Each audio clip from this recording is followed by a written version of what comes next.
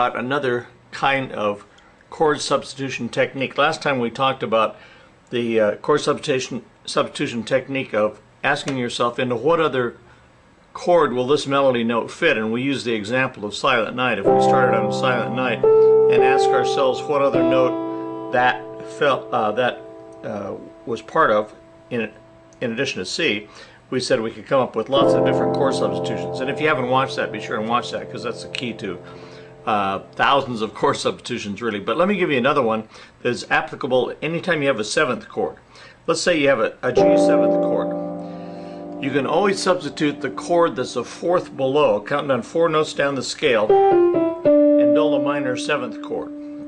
In other words, for G7, just count down 4 notes from G and build a minor 7th chord there, and you have D minor 7th, which is a substitute for G7th. Now there's a very few exceptions to that. Sometimes if the melody conflicts with it, you can't use it, but normally you can. So let's say that our melody is G and we have a G7th chord normally, okay? Well, we can substitute a D minor 7th, so that'll sound like that. And then we'll resolve to G7th. If our chord was C7th, for example, let's say we have a C7th with a G on top. We can count down 4 notes from C and build a minor 7th. That would be G minor 7th. So for C7th, instead of playing C7th, we could use G7th and then resolve to C7th. Let's take one more. Let's say we have a B flat 7th chord. What would we substitute for that? We go down a 4th and substitute a minor 7th. A minor 7th on F would be F, A flat, C, and E flat. If you don't know chords, of course, that's another issue, okay? And that's not the subject of this this short little video. You have to pursue other instructional devices for that.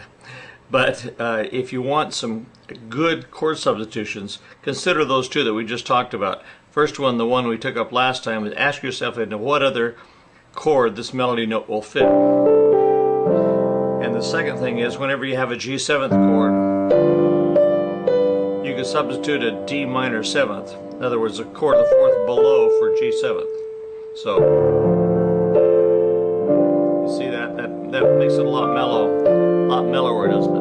Okay, so that's 2 out of 3 chord substitution techniques, and I'll be back again soon with the third chord substitution technique, so stay tuned for that. If you enjoy these little tips, then come on over to playpiano.com and sign up for our free email newsletter. You'll get a newsletter about every 3 or 4 days with a tip like this on it. Not always a video, but it's usually an audio with lots of pictures and so on. So if you want to learn chords and chord progressions, come on over and see us. Thanks for being with me, and we'll see you next time.